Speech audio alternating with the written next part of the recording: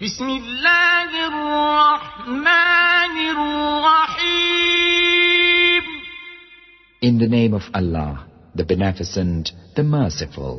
لم تعلم ان اللہ يعلم ما في السماء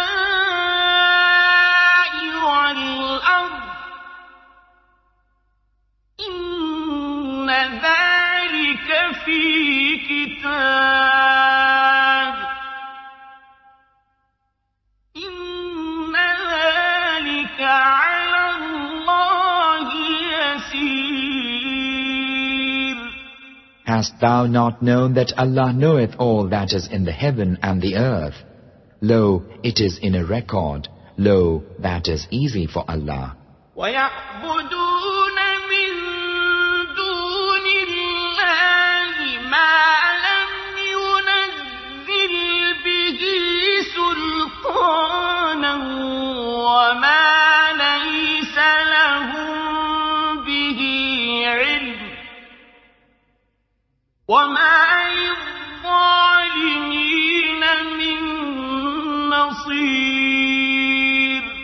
And they worship instead of Allah that for which no warrant hath been revealed unto them, and that whereof they have no knowledge. For evildoers there is no helper. بسم اللہ الرحمن الرحیم. شروع اللہ کا نام لے کر جو بڑا مہربان نہایت رحم والا ہے. کیا تم نہیں جانتے کہ جو کچھ آسمان اور زمین میں ہے اللہ اس کو جانتا ہے؟ یہ سب کچھ کتاب میں لکھا ہوا ہے. بے شک یہ سب اللہ کو آسان ہے. اور یہ لوگ اللہ کے سوا ایسی چیزوں کی عبادت کرتے ہیں جن کی اس نے کوئی سند نازل نہیں فرمائی، اور نہ ان کے پاس اس کی کوئی دلیل ہے، اور ظالموں کا کوئی بھی مددگار نہیں ہوگا. سامعین، اب ان آیتوں کی تفسیر سماعت کیجیے. سب سے پہلے قلم کو پیدا کیا گیا. رب کے کمال علم کا بیان ہو رہا ہے کہ زمین و آسمان کی ہر چیز اللہ کے علم کے احاطے میں ہے. ایک ذرہ بھی اللہ کے علم سے باہر نہیں. کائنات کے وجود سے پہلے ہی کائنات کا علم اللہ کو تھا، بلکہ اللہ نے لوح محفوظ میں لکھوا دیا تھا.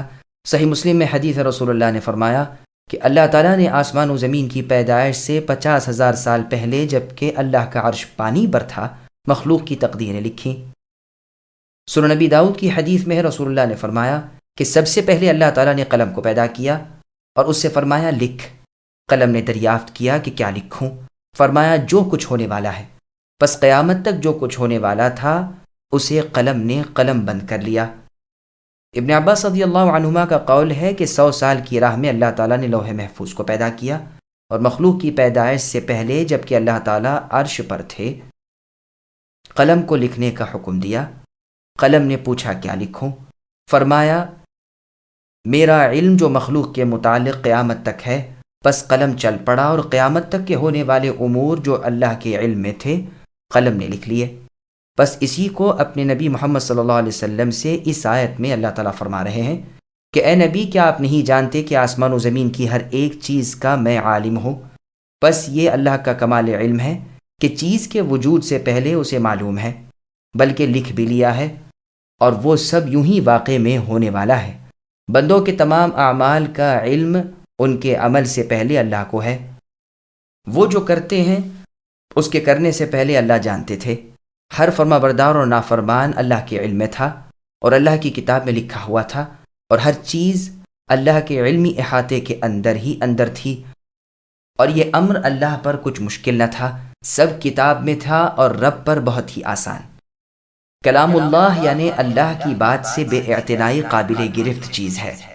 بغیر دلیل کے، بلا سند کے اللہ کے سوا دوسرے کی پوجا پاٹ عبادت بندگی کرنے والوں کا جہل و کفر بیان فرماتے ہیں کہ سوائے شیطانی تقلید اور باپ دادوں کی دیکھا دیکھی کے نہ کوئی نقلی دلیل ان کے پاس ہے نہ عقلی. چنانچہ سورہ مؤمنون کی آیت نمبر 117 میں اللہ نے فرمایا وَمَن يَدْعُ مَعَ اللَّهِ إِلَٰهًا آخَرَ الآیہ، یعنی جو کوئی بھی اللہ کے ساتھ دوسرے معبود کو بے دلیل پکارے اس سے اللہ خود باز پرس کر لیں گے. ناممکن ہے کہ ایسے ظالم چھٹکارا پا جائیں. یہاں بھی فرمایا کہ ان ظالموں کا کوئی مددگار نہیں کہ اللہ کے کسی عذاب سے انہیں بچا لے. ان پر اللہ کے پاس کلام کی آیتیں، صحیح دلیلیں، واضح حجتیں جب پیش کی جاتی ہیں تو ان کے تن بدن میں آگ لگ جاتی ہے۔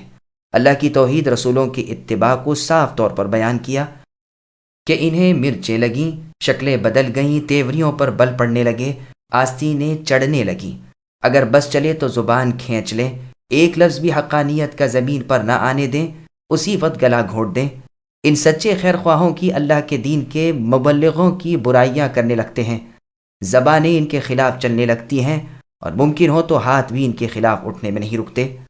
فرمان ہوتا ہے کہ اے نبی، ان سے کہہ دیجئے کہ ایک طرف تو تم جو دکھ ان اللہ کے دین کے متوالوں کو پہنچانا چاہتے ہو اسے وزن کرو، دوسری طرف اس دکھ کا وزن کر لو جو تمہیں یقیناً تمہارے کفر و انکار کی وجہ سے پہنچنے والا ہے۔ پھر دیکھو کہ بدترین چیز کون سی ہے، وہ آتش دوزخ اور وہاں کے طرح طرح کے عذاب، یا جو تکلیف تم ان سچے موحدوں کو پہنچانا چاہتے ہو، گو یہ بھی تمہارے ارادے ہی ارادے ہیں۔ اب تم بھی سمجھ لو کہ جہنم کیسی بری جگہ ہے، کس قدر ہولناک ہے، کس قدر ایذا دہندہ ہے، اور کتنی مشکل والی جگہ ہے۔ یقیناً وہ نہایت ہی بدترین جگہ اور بہت ہی خوفناک مقام ہے جہاں راحت و آرام کا نام بھی نہیں۔